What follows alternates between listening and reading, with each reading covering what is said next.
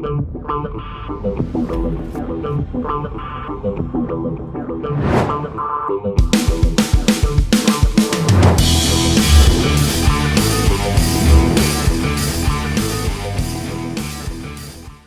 what's up, Fearless Networkers? Todd Falcone here. Hope you're having an amazing day. Welcome to another episode. Today I'm going to talk to you a little bit about dialing in your presentation skills. And when I say presentation skills, I mean your ability to present something in front of someone, whether that's your business opportunity presentation for your company, a product demonstration, maybe it's you doing a Facebook Live for generating curiosity around your business and doing some magnetic marketing, looking to attract or draw people to you. So I'm going to give you some very simple tips on improving your presentation ability. So I think, first of all, I'll say this, that if you plan to be in network marketing long term, you need to know how to present, okay? Now, I realize that in probably almost every case, you have some type of tool or tools to use that disseminate information, that present information to your prospect. Like you have a weekly Zoom or a webinar or a video or a series of videos that you'll drive someone to so they can get educated on what it is that you do, right? That's very common. In fact, I would say that for the most part, video dominates our world when it comes to presenting an opportunity. I mean, I've been around long enough where we would do business opportunity conference calls. There was no video because video didn't exist. There were, when I first started in network marketing, we had to be able to actually deliver the presentation. Now we had someone, there were certain people in our offices that delivered presentations, but we had to be ready if and when our ticket was called and they're like, hey, you're giving the presentation today. So every single person who we brought into the organization was literally trained on how to give the presentation. So that if that time came, and I remember the time it came for me, it was a Tuesday or Thursday night, there was about 75 people in the room, and my friend Ben looks at me and he goes, hey, Todd, and he throws something at me and he chucks me the keys to the office. He says, hey, the office is yours, you're doing the presentation. And there were 75 people in the room. He walked out, and I was scared to death to get up there and talk in front of 75 people. I'd never done it before, and that first one was bad, man. It was not good. I was sweating, profusely sweating. It was obvious that I was nervous, but I did it, and I knew the content. So I don't want to go too deep into that story. My whole message to you is, how is it that you become a better presenter? Well, one thing is, you can't ever get good at something that you never do. So if you never present, if you never talk about your products, your services, your business, you'll never get good at talking about your products, your services, your business.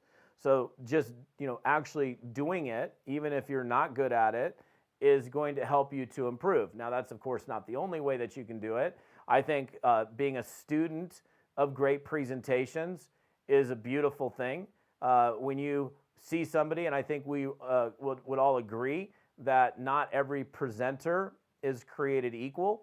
Some people have more, I don't know, whatever, they got something. They're just, whether it's more charisma, more personality, more something, more skills, more understanding, more confidence, and they're able to deliver a presentation in a way that gets people really excited about, joining that opportunity. And then somebody else could give the same exact presentation using the same slide deck, for example, and they don't get the same kind of results that other person got. So, here's a note to self here.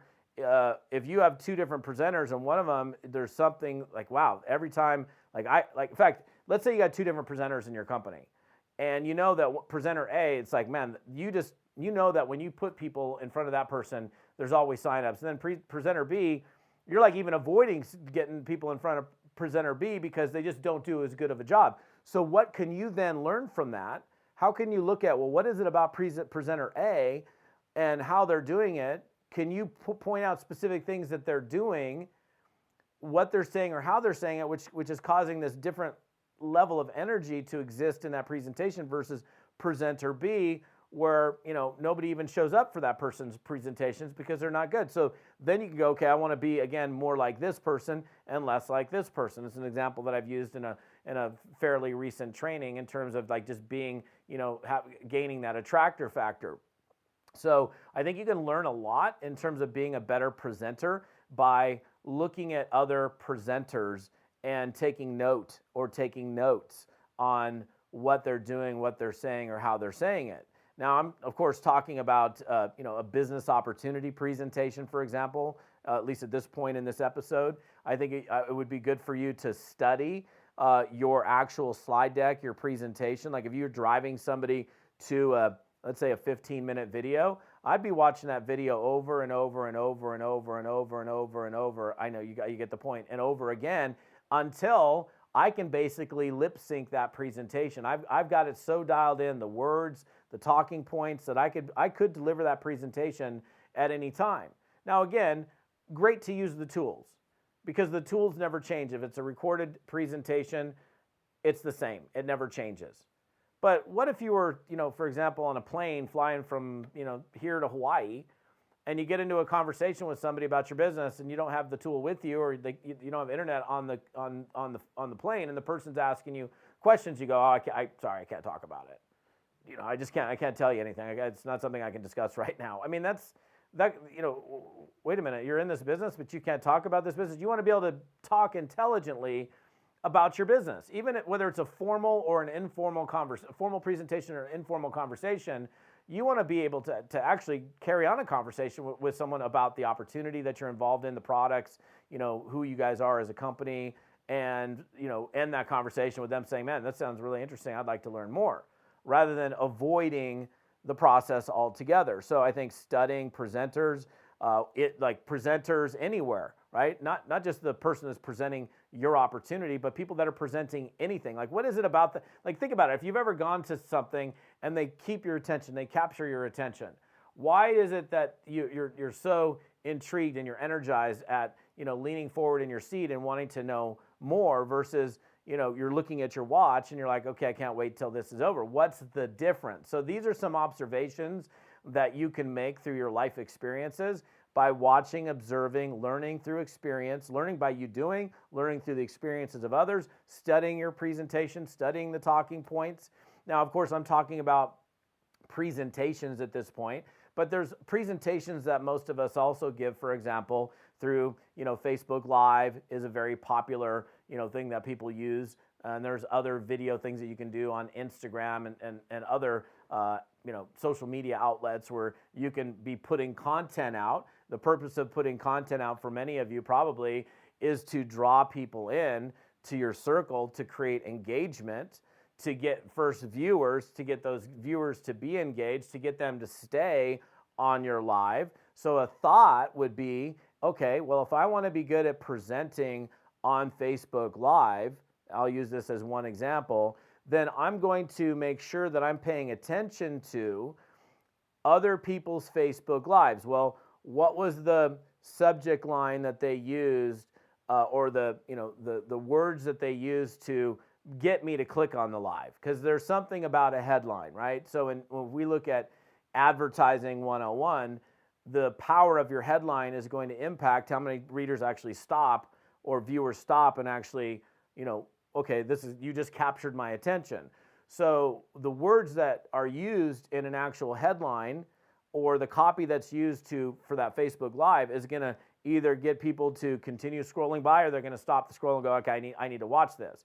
So that's something for you to study as well, because that ultimately, right, is part of that, quote, Facebook Live presentation is the actual headline or the words that were used to get you to stop the scroll and actually watch the presentation. Then it's the content and what's delivered in the presentation. So another thing to focus on, and you can see this, is number one, you can look at number of viewers, right? If the person has 872 people on their live, okay, they're probably a person of influence, but those are big numbers, right? So wow, 872 people. But if it went from 872 when they started to 11, 6 minutes into it, then you probably can, realize that there was something that was going on in that live that made you go, okay, well, this really isn't that good.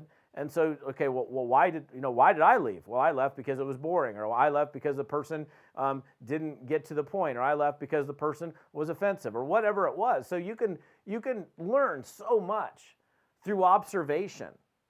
But we have to open up our eyes, right? And I know that our eyes are open, but sometimes our eyes are open, but they're closed. It's like my eyes are open, but I'm not really seeing, and I'm not really absorbing and learning the things that are literally right there in front of my face. This is a learning opportunity. It's like when I go to events, and most people that go to events, they stand at the door. As soon as the doors are open, they run in, they get their seats, they dance, and they clap, and they're waiting, and then they sit down and they watch. When I go to an event, I'm in a very what I would call an expanded awareness learning environment, right? So I'm paying attention to when did they open the doors? How was the room set up? Where's the AV? How's the stage set up? Where are the screens? What kind of tunes are they playing? As the presentation's going along, how did they begin the event? What was the next thing that they brought up at the event? Oh, what did they do at the break? I'm paying attention to all the little details that actually make up in this case, the day presentation. Or let's say it was a day-long training event, for example. So if you want to be a better presenter, whether that's presenting your opportunity, presenting your products, presenting your business, then it's important that you pay attention. And I use this in a recent live. I'm sure I've said it in some of my episodes in the past, that the term success leaves clues, right?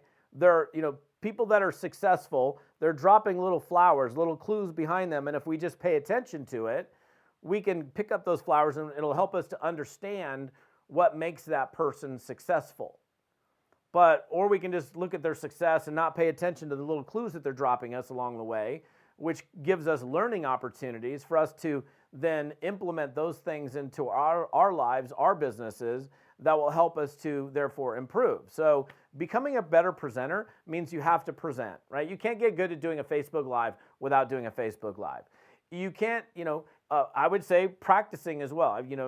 I'm sure you've heard me like a broken record talking about the concept of practice.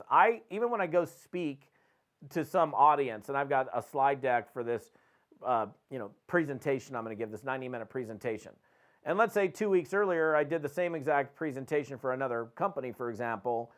Okay, great. I'm still in my room, my hotel room in the morning, going through the slide deck and, mentally prepping for me giving the presentation, because I want to make sure when I give the presentation, I'm doing the very best job I possibly can. So I do think that practice is going to lead to improvement in everything. You've heard me talk about practice from the standpoint of getting better at prospecting, but same thing with presenting, presenting your training, presenting your story, presenting, doing a product demonstration, whatever it is, doing a Facebook Live, it doesn't matter, doing a blog post like this, for example, all of those things require you being ready, you being prepared. Like, I don't have notes. You don't see me looking around at notes talking to you. But before I started this video or audio, if you're on my podcast, I fully thought out what I was going to talk about before the camera started rolling.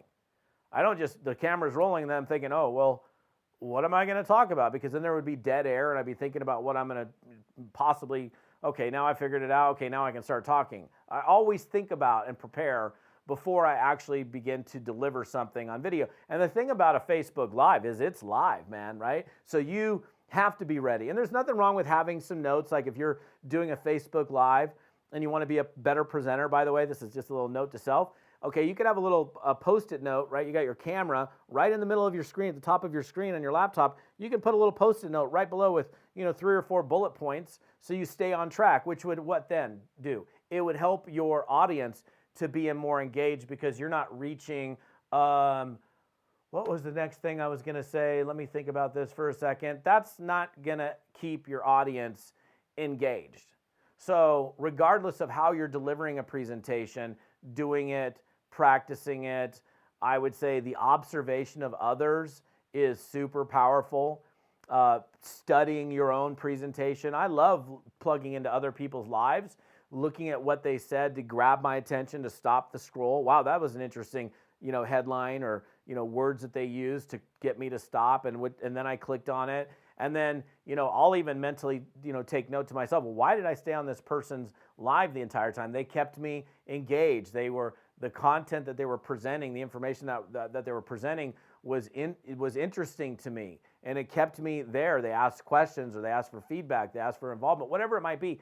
Those are the little things that you want to pay attention to, and I promise you, when you do these things, you will definitely become a better presenter. And I think it is important that you understand that if you're involved in this business, I know a lot of people are like, I'm never going to give a presentation.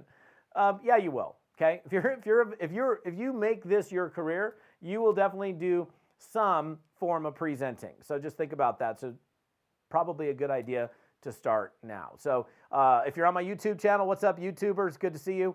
If you're on my podcast, listening to me on audio, thank you so much. Appreciate it. Feel free to give our podcast a rating, by the way. I appreciate that. The rest of this episode, details on this episode, other downloads, things that'll help you build your business, are right here on my website, toddfalcone.com/episode 145. Again, TODDFALCONE.com/episode 145. All right, we'll see you next time.